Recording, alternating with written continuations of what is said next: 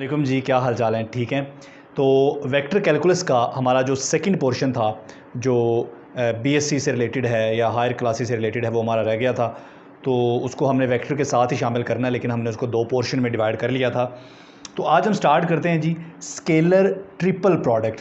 ठीक है, इसमें आपको नज़र आ रहा है ए डॉट बी क्रॉस सी, यानी कि पहले तो हमारे पास दो वेक्टर्स हैं बी और सी, उनका हमने क्रॉस प्रोडक्ट लिया है और उस क्रॉस प्रोडक्ट का जो जवाब आया है उसका हमने प्रोडक्ट लिया है ए के साथ। मिसाल के तौर पर हमारे पास दो वेक्टर्स हैं, लाइक ये हमारे पास एक वेक्टर है बी और ये हमारे पास एक वेक्टर है सी, इनके दरमियान एंगल है थीटा।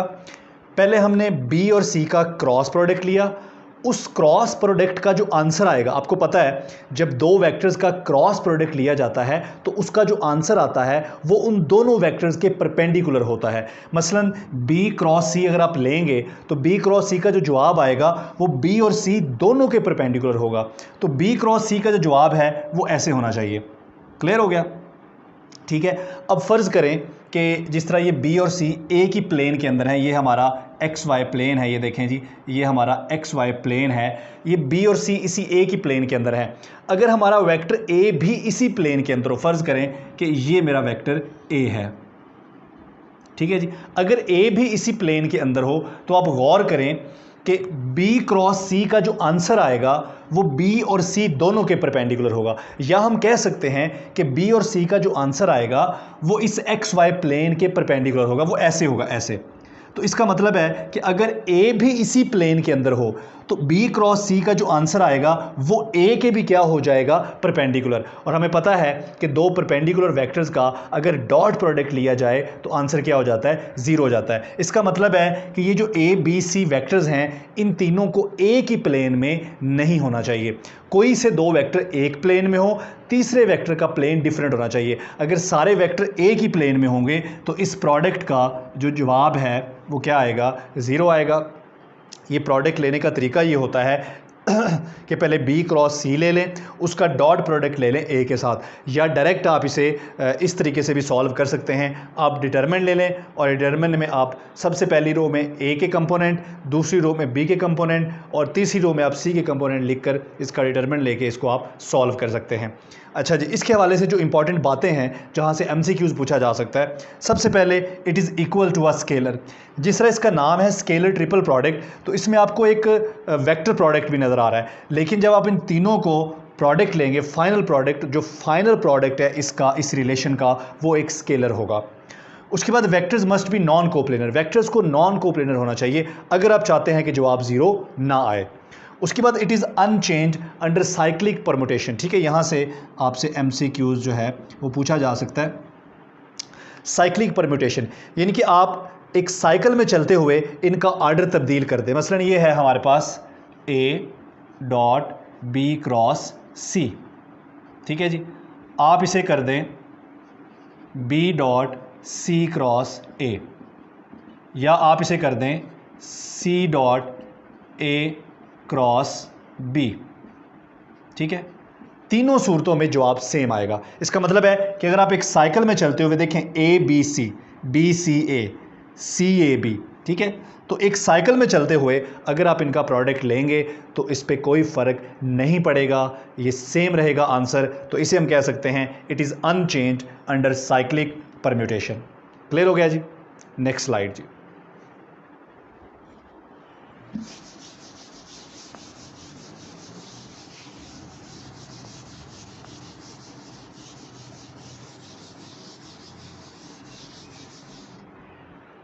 उसके बाद हमारे पास है जी वेक्टर ट्रिपल प्रोडक्ट।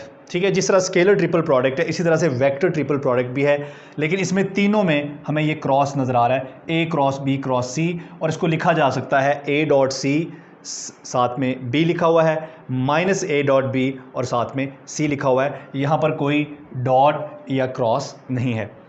अच्छा जी, it is vector. Scalar triple product जो था उसका आंसर एक स्केलर था, लेकिन इसका आंसर एक वेक्टर है, और it changes under cyclic permutations.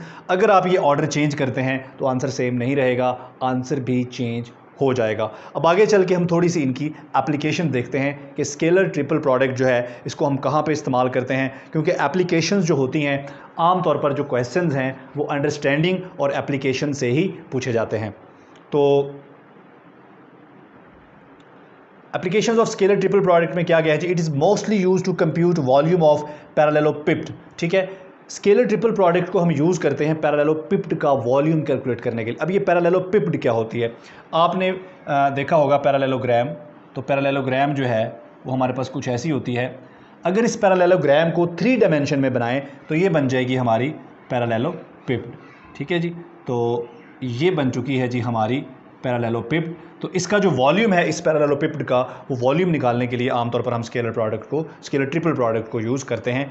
अच्छा, इसमें जो बहुत ही इंपॉर्टेंट चीज़ है, वेरी इंपॉर्टेंट चीज़, that is if the triple product of vectors is zero then it can be inferred that the vectors are coplanar. ठीक है जी, तो यहाँ पर एक चीज़ मिसिंग है और वो है स्केलर। अगर 3 वेक्टर का स्केलर ट्रिपल प्रोडक्ट ज़ीरो आए तो इसका मतलब है कि वो एक ही प्लेन के अंदर है। क्लियर हो गया जी। तो आगे बढ़ते हैं जी हम अपनी नेक्स्ट स्लाइड की तरफ। ये कुछ इंपॉर्टेंट रिलेशंस हैं जिनको आप याद कर सकते हैं और यहाँ से कोई MCQs बन सकता है। सबसे पहले ये देखें, 4 वेक्टर्स हैं, ठीक है, और उनके दरमियान में डॉट है, 2 क्रॉस हैं और दरमियान में डॉट है। तो अगर दरमियान में डॉट है तो इसका मतलब है ये स्केलर प्रोडक्ट है, लेकिन ये 4 वेक्टर्स का स्केलर प्रोडक्ट है। इसको हम इस तरह से भी लिख सकते हैं और इस तरह से भी लिख सकते हैं। तो this identity is known as scalar product of 4 vectors. इसी तरह से हमारे पास ये दरमियान वाला सिंबल जो है, अगर डॉट है तो इसका मतलब है वो डॉट प्रोडक्ट है। अगर ये जो दरमियान वाला सिंबल होता है ये हमें क्लैरिफाई करता है कि डॉट होना है या क्रॉस होना है। तो ये दरमियान वाला सिंबल क्रॉस है, इसका मतलब है ये वेक्टर प्रोडक्ट है, लेकिन 4 वेक्टर, इसे कहते हैं 4 वेक्टर प्रोडक्ट। ठीक है जी, यहाँ से 2 इंपॉर्टेंट चीज़ें, 2 इंपॉर्टेंट रिजल्ट हमारे पास आते हैं।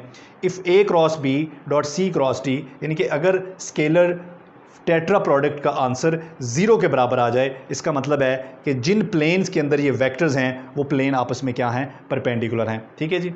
इसी तरह से अगर वेक्टर जो 4 वेक्टर का जो क्रॉस प्रोडक्ट है, अगर उसका आंसर 0 आ जाए तो उसका मतलब है कि जिस प्लेन के अंदर A और B हैं और जिस प्लेन के अंदर C और D हैं वो दोनों प्लेन जो हैं वो एक दूसरे के पैरेलल हैं। और यहाँ पर एक और चीज़ भी याद रखने वाली है कि A और B का सेम प्लेन होना चाहिए और C और D का प्लेन सेम होना चाहिए। ठीक है, तो हमारे पास डिफरेंट प्लेन हो सकते हैं, लाइक ये देखिए, ठीक है, ये हमारे पास XY प्लेन है। ठीक है, इसी तरह से ये वाला प्लेन जो है, अगर मैं इसको x कह लूँ, इसको y कह लूँ, इसको z कह लूँ, ये हमारे पास XY प्लेन है, ये हमारे पास XZ प्लेन है। ठीक है जी, और इसी तरह से हमारे पास अगर y और z को मिलाया जाए तो वो हमारे पास बन जाएगा YZ प्लेन। अगर एक्चुअली हमें बनाना यूँ चाहिए z को, ताकि ज़्यादा अच्छा समझ आए। ये हमारा z है, ठीक है, ये देखें, ये हमारा x, y और ये हमारा z है। तो जो ये वाला प्लेन है, ये वाला, ठीक है, अगर मैं आपको समझा सकूं, ये देखें जी, ये जो प्लेन है, ये वाला प्लेन, ठीक है, ये हमारा प्लेन है XZ प्लेन। ये प्लेन जो है हमारा, ये हमारा है XY, ये XY प्लेन है। और अगर मैं इसको ऐसे पकड़ लूँ तो ये फिर क्या है, ये हमारा XZ प्लेन है। आप देख लें कि ये प्लेन और ये प्लेन क्या है, एक दूसरे के परपेंडिकुलर। ठीक है, इसी तरह से अगर मैं ऐसे पकड़ लूँ यूँ करके तो ये मेरा XY प्लेन है। तो अब आपको समझ आया।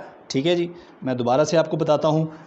अगर मैं ऐसे देखूँ तो ये XY प्लेन है, अगर मैं ऐसे देखूँ तो ये XZ प्लेन है, अगर मैं ऐसे देखूँ तो ये XY प्लेन है। ठीक है जी, तो ये हमारे पास 3 डिफरेंट प्लेन्स हैं।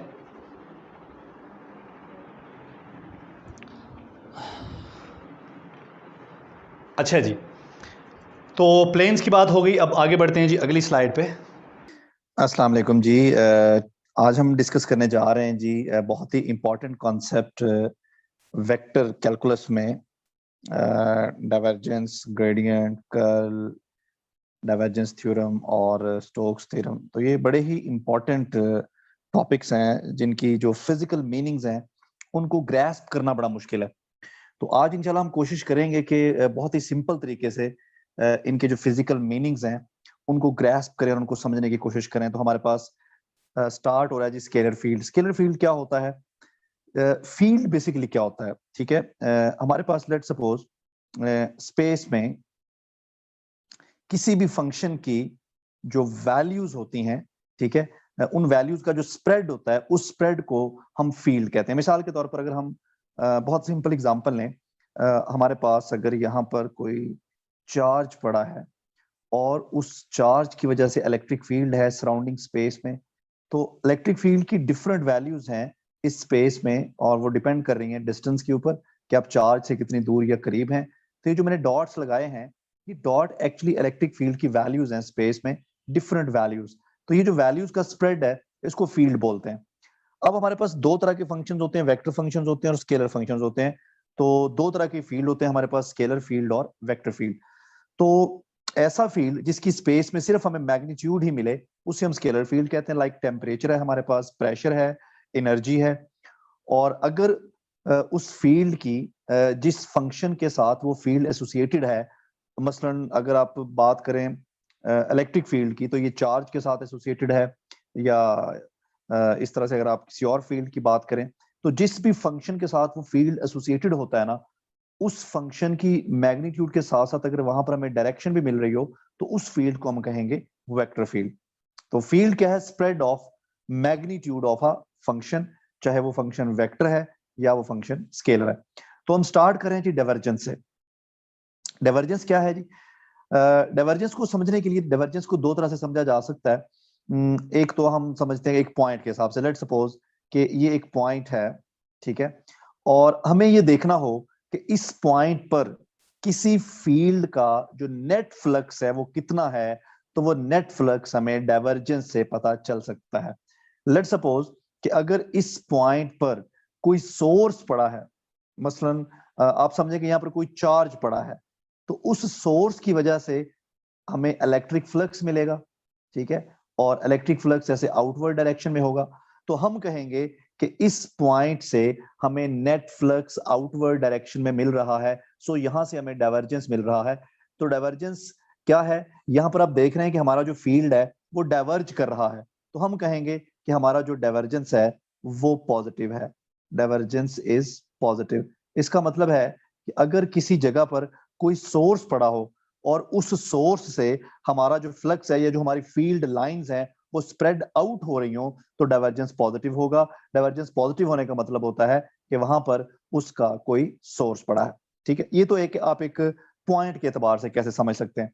पॉइंट के अलावा यहाँ पर कोई सरफेस भी हो सकती है कि हमारे पास, फर्ज कर लें एक क्लोज्ड सरफेस है, ठीक है, एक क्लोज्ड सरफेस है in the form of a sphere, ठीक है, और इस क्लोज्ड सरफेस के अंदर एक चार्ज पड़ा हुआ है, ठीक है।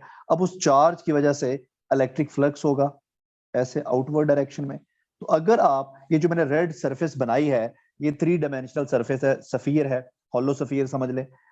तो अगर मैं इस हॉलो सफियर की सरफेस पे यहाँ पे फ्लक्स फ्लक्स कैलकुलेट करूं बाउंड्री से यहां से, तो मुझे नेट फ्लक्स मिलेगा। इसका मतलब है कि अगर आपको किसी सरफेस से नेट फ्लक्स मिलेगा तो आप कहेंगे कि वहां पर डाइवर्जेंस है, और अगर किसी पॉइंट से आपको नेट फ्लक्स मिलेगा तो भी आप कहेंगे कि वहां पर डाइवर्जेंस है, और नेट फ्लक्स नहीं मिलेगा तो डाइवर्जेंस नहीं होगी। अच्छा जी, तो डाइवर्जेंस को दो तरह से देखा जा सकता है, पॉइंट के हिसाब से और इसके अलावा सरफेस के हिसाब से। अब यहाँ पर देखें 3 डिफरेंट एग्जांपल्स हैं और हमने इनको पॉइंट के हिसाब से देखा है। ये जो ग्रीन वाली लाइन है ये देखें, यहाँ से फील्ड लाइंस डाइवर्ज हो रही हैं, स्प्रेड आउट हो रही हैं इस पॉइंट से। इसका मतलब है कि यहाँ पर डाइवर्जेंस पॉजिटिव है, यहाँ पर कोई सोर्स पड़ा हुआ है। अगर आप ये रेड वाली को देखें तो यहाँ पर फील्ड लाइंस इस पॉइंट पर कन्वर्ज हो रही हैं और स्प्रेड इन हो रही हैं।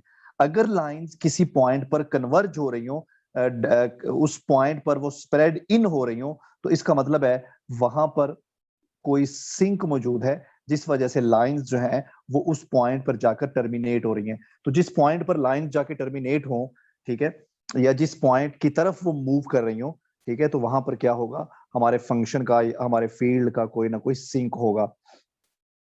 आप इसको यूं समझ सकते हैं कि इस केस में पॉजिटिव चार्ज पड़ा है यहाँ पर, और इस केस में नेगेटिव चार्ज पड़ा है।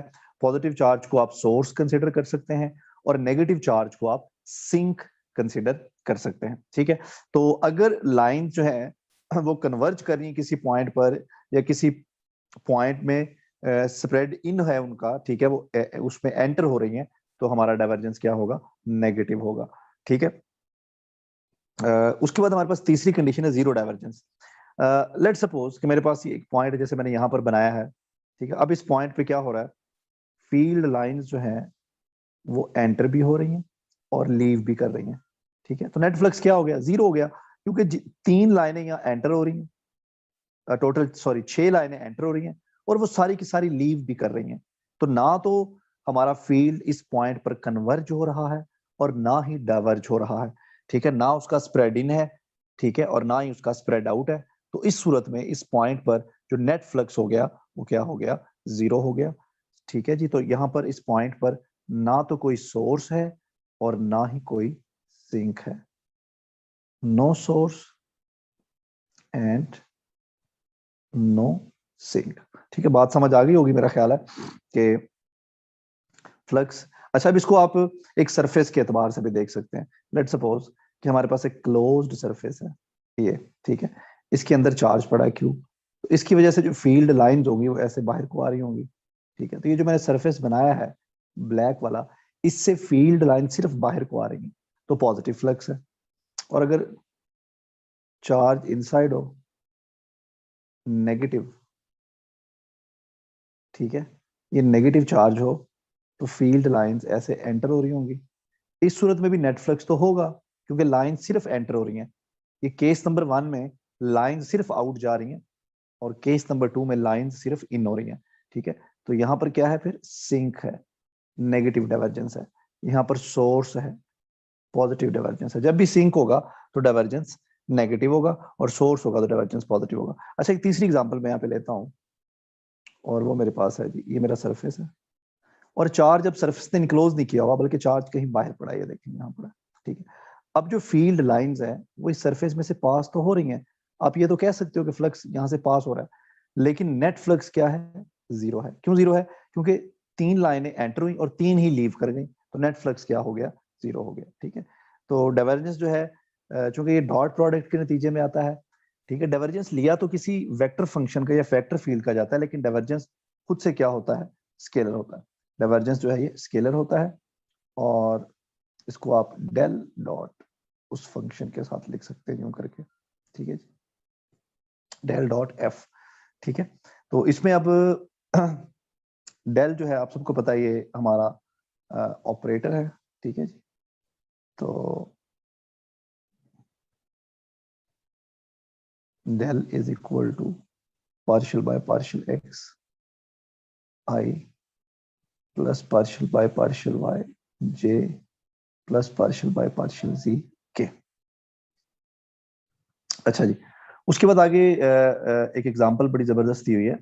If volume element does not contain the source or sink of vector field, even the flux is passing through the surface, the net flux of the surface will be zero। ये अभी जो मैंने आपको example दी, ठीक है, कि चाहे flux pass भी हो रहा हो लेकिन सरफेस ने इनक्लोज ना किया हुआ हो सोर्स या सिंक को, तो उस सूरत में जो नेट फ्लक्स है वो क्या हो जाएगा? जीरो हो जाएगा। इसकी बेस्ट एग्जांपल हमारे पास है मैग्नेटिक फील्ड। मैग्नेटिक फील्ड जो है ये सोलेनॉइडल फील्ड है, ठीक है, रोटेशनल फील्ड है। इसका जो डाइवर्जेंस है वो जीरो होता है। अब कैसे जीरो होता है? मसलन मैग्नेटिक फील्ड में मेरे पास 2 पोल्स होते हैं, north pole and south pole. अब मैग्नेटिक फील्ड लाइंस जो है ये नॉर्थ पोल से साउथ की तरफ जाती हैं और फिर साउथ से वापस नॉर्थ की तरफ आना शुरू हो जाती हैं। ठीक है, तो मैग्नेटिक फील्ड लाइंस जो है ये क्लोज लूप बनाती हैं, नॉर्थ से साउथ और साउथ से फिर वापस नॉर्थ। ठीक है, अब अगर मैं यहाँ पर फर्ज करें एक क्लोज सरफेस बनाता हूँ यहाँ पर जो कि नॉर्थ पोल को इनक्लोज कर रही है, तो आप देखें जितनी लाइनें नॉर्थ पोल में एंटर हो रही है ना उतनी ही उसको लीव भी कर रही हैं। इसी तरह से अगर मैं साउथ पोल के इर्द गिर्द एक सरफेस बना लूं जो मेरे साउथ पोल को इनक्लोज कर रही हो, तो साउथ पोल के साथ भी ऐसा ही है, जितनी लाइनें इन हो रही हैं उतनी ही आउट हो रही हैं। ठीक है, तो मैग्नेटिक फील्ड में कहीं पर भी मैं कोई पॉइंट बनाऊंगा ना, मैग्नेटिक फील्ड में मैं कहीं पर भी कोई सरफेस लूंगा तो हमेशा नेट फ्लक्स क्या आएगा? जीरो आएगा। इसका मतलब है कि मैग्नेटिक फील्ड का ना तो कोई सोर्स होता है और ना ही कोई सिंक होता है, इसलिए मैग्नेटिक फील्ड का जो डाइवर्जेंस है वो हमेशा जीरो होता है। ये आ गए एग्जांपल्स वही पॉजिटिव, नेगेटिव और जीरो डाइवर्जेंस की। तो फिजिकल इंटरप्रिटेशन आपको समझ आ गई। In physical terms the divergence of a vector field is the extent to which the vector field या flux behaves like a source या बिहेव्स लाइक अ सिंक। उसके बाद डिफरेंट कोऑर्डिनेट्स में किस तरह से आप डाइवर्जेंस को लिख सकते हैं। लाइक हमारे पास ये कार्टेशियन कोऑर्डिनेट सिस्टम है, तो इसमें हमारे पास जो 3 कोऑर्डिनेट्स होते हैं एक्स, वाई और जी, ठीक है। तो उसमें हम थ्री डायमेंशनल में अपने अगर हमारा फंक्शन जो है वो 3 डायमेंशनल में उसका स्प्रेड है, तो उस सूरत में आप इसको एक्स, वाई और जी के टर्म्स में कार्टेशियन कोऑर्डिनेट सिस्टम में लिख सकते हैं। इसी तरह से हमारे पास सिलेंड्रिकल कोऑर्डिनेट्स हैं, ठीक है जी। तो सिलेंड्रिकल कोऑर्डिनेट्स में भी आप इसको इस तरह से लिख सकते हैं। इसी तरह से हमारे पास स्फेरिकल कोऑर्डिनेट्स हैं आर, थीटा एंड फाई, तो उसमें भी आप इसको लिख सकते हैं। तो ये डिफरेंट इसकी प्रेजेंटेशंस हैं जी। तो नेक्स्ट हमारे पास जो इंपॉर्टेंट कॉन्सेप्ट है वो है जी ग्रेडियंट। तो ग्रेडियंट क्या है? ग्रेडियंट भी एक चेंज है, एक किसी भी फंक्शन का चेंज है, लेकिन ये चेंज है विद रिस्पेक्ट टू डिस्प्लेसमेंट, यानी कि चेंज इन फंक्शन या maximum rate of change of a function with respect to displacement, ठीक है। अब देखें हमारे पास कुछ ऐसे फंक्शंस होते हैं जो टाइम के साथ चेंज नहीं होते, वो चेंज होते हैं सिर्फ विद डिस्प्लेसमेंट, ठीक है। इसकी जो सबसे अच्छी एग्जांपल है हमारे पास, मैं आपको एग्जांपल देता हूँ। लेट्स सपोज कि हमारे पास अर्थ है, ठीक है।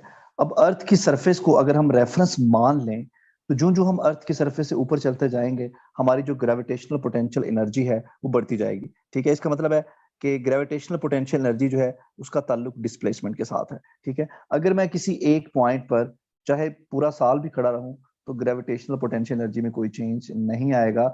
चेंज तभी आएगा अगर मैं मूव करूंगा, ठीक है। तो ग्रेडियंट जो है वो किसी भी फंक्शन में चेंज है, maximum change with respect to displacement, ठीक है। जिस तरह जो डाइवर्जेंस है, डाइवर्जेंस हमेशा किसी वेक्टर फंक्शन का लिया जाता है, लेकिन डाइवर्जेंस खुद क्या होता है? स्केलर होता है, ठीक है। बिल्कुल ऐसे जो हमारे पास ग्रेडियंट है, ग्रेडियंट हम किसी स्केलर फंक्शन का लेते हैं, लेकिन ग्रेडियंट खुद क्या होता है? खुद ये वेक्टर होता है। इसकी एग्जांपल हम ले सकते हैं। हमारे पास लेट सपोज कि ये हमारा कोऑर्डिनेट सिस्टम है, लेट सपोज कि ये हमारा एक रूम है और ये रूम का कोई भी कॉर्नर है। अब इस रूम में जो टेम्परेचर की वैल्यूज हैं वो डिफरेंट जगहों पर डिफरेंट है। मसलन यहाँ टेम्परेचर की वैल्यू डिफरेंट होगी, यहाँ डिफरेंट होगी, यहाँ डिफरेंट होगी, ठीक है। अब लेट सपोज कि मैं यहाँ पॉइंट ए पे हूँ और ये मेरा पॉइंट बी है, ठीक है। अब अगर मैं हॉरिजॉन्टल डायरेक्शन में मूव करता हूँ तो मेरा टेम्परेचर जो है वो कांस्टेंट रहेगा, ठीक है। लेकिन अगर मैं मूव करता हूँ यूं करके वर्टिकल डायरेक्शन में, यूं करके, तो मेरा टेम्परेचर जो है उसमें चेंज आएगा। लेकिन अगर मैं इस डायरेक्शन में मूव करता हूँ, ए से सी तक जाता हूँ, तो मैक्सिमम चेंज आता है, ठीक है। तो चूंकि ग्रेडियंट जो है ये एक वेक्टर है, ठीक है, इसलिए इसकी डायरेक्शन भी है और इसका मैग्नीट्यूड भी है। तो इसकी डायरेक्शन हमेशा वो होगी जिस डायरेक्शन में हमारे फंक्शन में चेंज मैक्सिमम आ रहा है, ठीक है। जिस तरह मैंने कहा कि आप ए से बी तक भी जाएं तो हमारे फंक्शन में चेंज आएगा, आप ए से सी तक भी जाएं तो चेंज आएगा। लेकिन अगर आप ए से सी तक जाते हैं इस डायरेक्शन में, हमारे फंक्शन में जो चेंज है वो मैक्सिमम आएगा, ठीक है। तो इस डायरेक्शन में होगा हमारा ग्रेडियंट ऑफ हमारा टेम्परेचर, ठीक है। तो ग्रेडियंट है क्या? किसी भी फंक्शन में change with respect to displacement, ठीक है। लेकिन अगर आप इसकी जो डायरेक्शन है वो होगी जिस डायरेक्शन में हमारे फंक्शन में चेंज मैक्सिमम आ रहा है, ठीक है। इसकी एग्जांपल आप जो मैंने अभी भी दी थी पोटेंशियल एनर्जी वाली, आप वो भी ले सकते हैं, ठीक है। मसलन अगर आप दो पॉइंट्स के दरमियान मूव करते हैं, मसलन ये हमारी सरफेस ऑफ अर्थ है, यहां से कोई भी दो पॉइंट आप ले लें, ये पॉइंट ए है और ये पॉइंट बी है। पॉइंट ए पर ग्रेविटेशनल पोटेंशियल एनर्जी की वैल्यू कुछ और है और पॉइंट बी पे कुछ और है। पॉइंट ए पे कम है, पॉइंट बी पे ज्यादा है। अगर आप ए से बी पे यूं स्ट्रेट लाइन में जाएंगे तो जो हमारी जो ग्रेविटेशनल पोटेंशियल एनर्जी है उसमें चेंज मैक्सिमम आएगा, ठीक है। अब जिस डायरेक्शन में हमारे फंक्शन में चेंज मैक्सिमम आएगा वही डायरेक्शन होगी हमारे ग्रेडियंट की, ठीक है जी। तो ग्रेडियंट को लिखने का तरीका क्या है? इसको आप दो तरह से लिख सकते हैं। आप इसको यूं डेल एफ लिख सकते हैं, एफ से मुराद हमारा वो फंक्शन है जिसका हम ग्रेडियंट ले रहे हैं, या आप इसको ग्रेड एफ भी लिख सकते हैं। तो ये सिंपल कॉन्सेप्ट है जी ग्रेडियंट का। अच्छा जी, the gradient of a scalar field is vector at any point of which a vector has magnitude, equal to the most rapid rate of increase of F, यानी कि हमारा जो ग्रेडियंट है वो क्या है, most rapid rate of increase of F, यानी कि ग्रेडियंट हमें ये बताता है कि how fast a function is changing, how fast a function is changing, how fast a function is changing, that is known as gradient। ठीक है, gradient होता है किसका, स्केलर फील्ड का, लेकिन खुद क्या है ग्रेडियंट, एक वेक्टर है। ठीक है, इस तरह से आप ग्रेडियंट को मेंशन कर सकते हैं। तो आई होप कि आपको ग्रेडियंट का कॉन्सेप्ट आ गया होगा, और ग्रेडियंट की डायरेक्शन हमेशा हम वही डायरेक्शन लेंगे जिस डायरेक्शन में हमारे फंक्शन में चेंज मैक्सिमम आ रहा है। ठीक है, उसके बाद इसकी मैथमेटिकल मीनिंग्स हैं, मैथमेटिकली आप इसको कैसे लिख सकते हैं, सो आप इसको देख सकते हैं जी। देखें यहाँ पर एक और एग्जांपल है, हमारे पास एक ये बॉटम सरफेस है और ये एक टॉप सरफेस है। ठीक है, अब बॉटम सरफेस पे हमारे फंक्शन की कुछ भी वैल्यू है, लेट सपोज कि वो f है, और यहाँ पर जाकर ये f प्लस df हो जाती है। ठीक है, अब हमारे पास सरफेस a से सरफेस b तक जाने के लिए मुख्तलिफ रास्ते हैं, एक ये वाला रास्ता भी है, एक ये वाला भी है, और एक ये वाला भी है। लेकिन अगर मैं बिल्कुल स्ट्रेट जाऊंगा इस रास्ते के अलोंग, तो मेरे जो फंक्शन में चेंज है वो मैक्सिमम आएगा। सो यही डायरेक्शन होगी मेरे ग्रेडियंट की। ठीक है जी, तो ये मैथमेटिकल फॉर्म्स है ग्रेडियंट की मुख्तलिफ, जिनको आप देख सकते हैं जी। हमारा जो ज्यादा मकसद है वो ये है कि इसका कॉन्सेप्ट किस तरह से हम ले सकते हैं। अच्छा, उसके बाद हमारे पास है कर्ल ऑफ अ फंक्शन। अच्छा, कर्ल किसका होता है, दोबारा से रिपीट कर देते हैं। डाइवर्जेंस जो है वो एक स्केलर फंक्शन का, वेक्टर फंक्शन का होता है, लेकिन डाइवर्जेंस खुद उसका जो रिजल्ट है वो स्केलर होता है। जो ग्रेडियंट है वो एक स्केलर फंक्शन का, एक स्केलर फील्ड का होता है, लेकिन इसका जो रिजल्ट है वो वेक्टर होता है। जो कर्ल है खुद भी वेक्टर है, और इसको जब हम अप्लाई करते हैं तो किसी वेक्टर पर ही करते हैं। तो कर्ल बेसिकली है क्या, कर्ल क्या है, किसी भी फंक्शन की जो रोटेशन है about a point is known as curl. Curl का मतलब क्या है, rotation of a vector function around an axis, या उस वेक्टर फंक्शन का जो रोटेशन है about a fixed point is known as curl of that vector function. ठीक है जी, कर्ल जो है इसको हम डेल क्रॉस ए से रिप्रेजेंट करते हैं। ठीक है, और इस तरह से मैथमेटिकली आप उसको डिस्क्राइब कर सकते हैं। ठीक है जी, curl converts one vector field into another vector field. जाहिर बात है ये खुद भी वेक्टर है और इसका रिजल्ट भी क्या आएगा, वेक्टर आएगा। सो एक वेक्टर फील्ड से हम दूसरी वेक्टर फील्ड में जा सकते हैं, और इसकी जो डायरेक्शन है वो आप राइट हैंड रूल से कैलकुलेट कर सकते हैं। अच्छा जी, जितनी भी हमारी फील्ड जिनका कर्ल नॉन जीरो होता है उनको हम रोटेशनल फील्ड या सोलिनॉइडल फील्ड कहते हैं। मिसाल के तौर पर हमारी जो मैग्नेटिक फील्ड है ये एक सोलिनॉइडल फील्ड है। सोलिनॉइडल फील्ड्स क्या होते हैं, जिनके डाइवर्जेंस नहीं हो सकते, जिनका सोर्स या सिंक नहीं होता, और वो हमेशा एक कर्ल की फॉर्म में या क्लोज लूप की फॉर्म में फ्लो करते हैं। ऐसी फील्ड्स को हम कहते हैं सोलिनॉइडल फील्ड।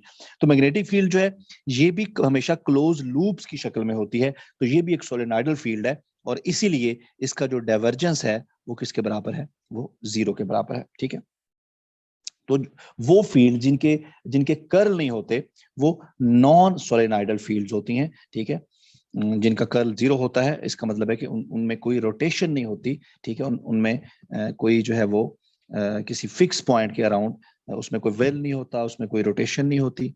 ठीक है, तो उसका जो कर्ल है वो क्या होगा, जीरो होगा। ठीक है, तो ये कॉन्सेप्ट है जी कर्ल का।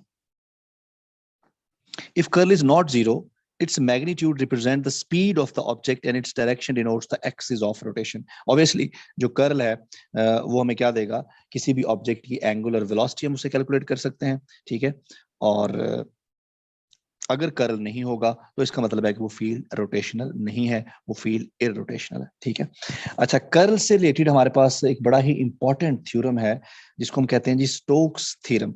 अच्छा, अब इस थ्योरम की जरा हमने थोड़ा सा इसका कॉन्सेप्ट लेना है कि बेसिकली थ्योरम है क्या और हमें क्या कह रहा है। ठीक है, सो लेट सपोज कि हमारे पास कोई भी वेक्टर फंक्शन है। ठीक है, हम पहले इसको लिख लेते हैं और फिर जरा इसको समझने की कोशिश करते हैं कि ये क्या है। डेल क्रॉस एफ यानी कि curl of a vector field, curl of a vector field. ठीक है, ये वॉल्यूम नहीं सॉरी, सरफेस इंटीग्रल यहाँ पर आएगा, ठीक है। Curl of a vector field, curl of a vector field around a closed surface, ठीक है। मसलन हमारे पास ये क्लोज्ड सरफेस है, और इस क्लोज्ड सरफेस में हमारे पास क्या है, हमारे पास किसी भी फील्ड का यहाँ पर कर्ल है, ठीक है। ये देखें जी, ये हमारे पास कर्ल है किसी भी फील्ड का, ठीक है। अब ये जो इंटेग्रल है ये हमें क्या बता रहा है, ये हमें बता रहा है कि किसी भी क्लोज्ड सरफेस में, ठीक है, जो जो कर्ल है, ठीक है, that curl is equal to, that curl is equal to, जो दूसरी साइड है, दूसरी साइड पे हमारे पास क्या है, दूसरी साइड पे हमारे पास है एफ डॉट डी आर, ठीक है।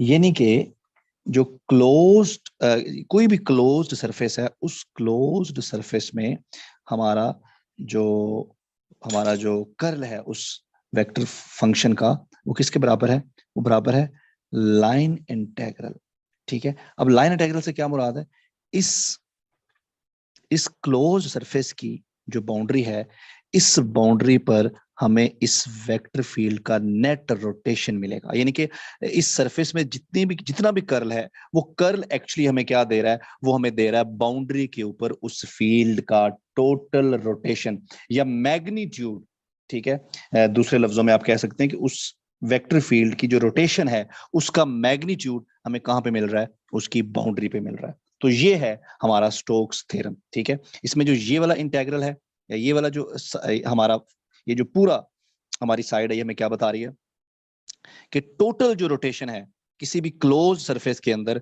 वो हमेशा उसकी बाउंड्री पे किस शक्ल में अपीयर होती है, रोटेशन की शक्ल में अपीयर होती है।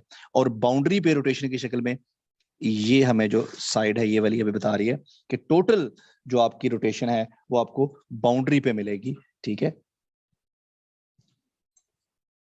तो ये है जी हमारा Stokes theorem which is related to curl, ठीक है। इसी तरह से हमारे पास डाइवर्जेंस से रिलेटेड भी हमारे पास थ्योरम है जिसे हम गॉसेस डाइवर्जेंस थ्योरम कहते हैं, ठीक है। तो इसको भी जरा हम डिस्कस कर लेते हैं। गॉसेस डाइवर्जेंस थ्योरम जो है वो हमें ये बताता है जी, पहले मैं इसको लिख लेता हूँ फिर इसको समझने की कोशिश करते हैं। E dot D S is equal to, ये यहाँ पे सरफेस है और यहाँ पे वॉल्यूम है, ठीक है जी, is equal to del dot E into D V. अच्छा, बारी बारी इसको समझते हैं ये क्या है। अच्छा, फर्ज कर लें ये जो इसकी लेफ्ट हैंड साइड है, देखिए बड़ा सिंपल है, ये हमें क्या दे रही है, ये हमें फ्लक्स दे रही है, ठीक है। लेट्स सपोज कि हमारे पास एक क्लोज्ड सरफेस है, हमारे पास एक सफियर है, और इस सफियर के अंदर एक पॉजिटिव चार्ज पड़ा हुआ है, जिसकी वजह से फील्ड लाइंस यूं करके बाहर आ रही हैं, ठीक है। ये दूसरे लफ्जों में फ्लक्स बाहर आ रहा है। तो ये जो लेफ्ट हैंड साइड है ना, ये वाली, ये हमें क्या बता रही है कि किसी भी वेक्टर फंक्शन का या वेक्टर फील्ड का जो फ्लक्स है, दैट इज इक्वल टू किसके बराबर है, डाइवर्जेंस एट द बाउंड्री, उस वॉल्यूम एलिमेंट की में फंक्शन की डाइवर्जेंस के बराबर है। अब इसका इसका इसका लफ्जी मतलब क्या है, इसको फिजिकली या इसके फिजिकल मीनिंग्स क्या है, इसको आप कैसे समझ सकते हैं, ठीक है। Total flux coming out from a closed surface, ये लेफ्ट साइड क्या बता रही है, total flux coming out from a closed surface is equal to density of field in that volume. देखिए कितना आसान हो गया, ठीक है। तो ये वाली साइड क्या बता रही है कि उस वॉल्यूम में, जिस वॉल्यूम में हमारा कोई चार्ज पड़ा है, उस वॉल्यूम एलिमेंट में जहां हमारा कोई चार्ज पड़ा है, उसका जो उस चार्ज की जो फील्ड है, उस फील्ड की डेंसिटी यानी कि फ्लक्स पर यूनिट एरिया, ठीक है, वो कहां से मिल रहा है, वो हमें यहां से मिल रहा है, ठीक है, उस फ्लक्स से मिल रहा है। तो जो फ्लक्स इस चार्ज की वजह से बाहर आ रहा है, वो फ्लक्स एक्चुअली हमें क्या दे रहा है, हमें डेंसिटी ऑफ द फील्ड दे रहा है, ठीक है। तो ये है हमारा गॉसेस डाइवर्जेंस थ्योरम। तो ये बेसिक कॉन्सेप्ट्स थे, इंशाल्लाह फर्दर हम इसको जूम क्लास के अंदर भी डिस्कस करेंगे। अगर कोई कॉन्सेप्ट आपको समझ ना आया तो हम इसको फर्दर भी डिस्कस करेंगे। आई होप कि आपको कुछ चीजें क्लियर हो गई होंगी, अगर फिर भी नहीं क्लियर होंगी तो इंशाल्लाह हम इसको फर्दर डिस्कस करेंगे। थैंक यू जी, अल्लाह हाफिज।